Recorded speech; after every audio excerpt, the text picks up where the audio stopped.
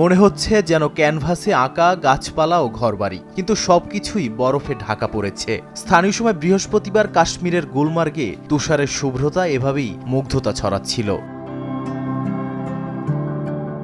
শীত এলেই উপত্যকাগুলোতে ভিড় বাড়ে পর্যটকদের। এবারও তার ব্যতিক্রম হবে না বলে জানিয়েছে স্থানীয়রা।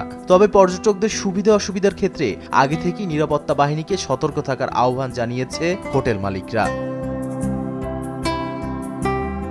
এদিকে স্থানীয় আবহাওয়া দপ্তর জানিয়েছে সপ্তাহখানেক পরে শীতের তীব্রতা বেড়ে আরও তুষারপাতের সম্ভাবনা রয়েছে।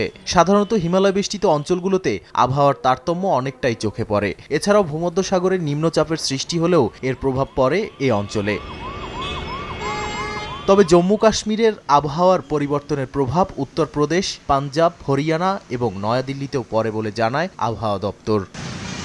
নাদিম মারজান, সময় সংবাদ।